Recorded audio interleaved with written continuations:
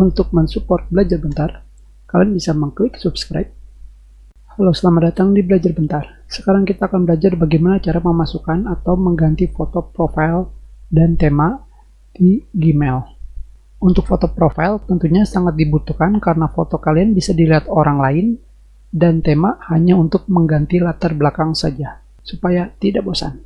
Untuk mengganti foto profil, kalian tinggal pergi ke huruf yang ada di bagian kanan atas, yang ini.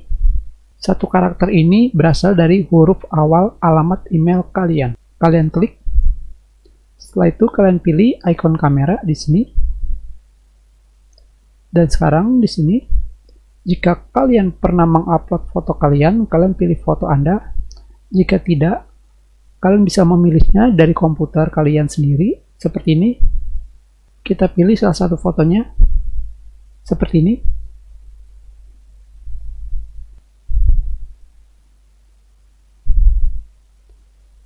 Di sini kalian bisa menggeser sesuka hati kalian, atau kalian bisa memutarnya ke kiri atau ke kanan, seperti ini. Dan setelah itu kalian pilih tetapkan sebagai foto profil. Dan sekarang kita lihat hasilnya. Di sini foto kalian sudah ada. Sekarang kita kembali lagi dengan mengganti fotonya. Dan sekarang kita akan mengganti foto terbaru dengan drag and drop, tarik dan jatuhkan. Sekarang kita pilih fotonya, tinggal seperti ini saja, kita lepaskan dan mengupload. Tetapi di sini ada hal yang sangat lucu. Yakin orang lain akan mengenali Anda dalam foto ini. Sepertinya tidak ada wajah di foto ini. Dan di sini kalian disuruh mengupload foto lain atau menutupnya. Sekarang kita tetapkan sebagai foto profil. Hanya seperti ini saja. Dan sekarang bagaimana cara mengganti tema? Untuk mengganti tema, kalian pergi ke icon roda gigi di sini. Kita klik dan kalian pilih tema.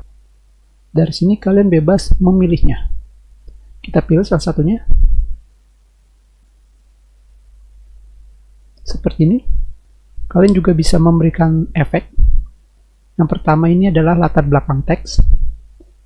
Kalian bisa memilih antara terang dengan gelap seperti ini.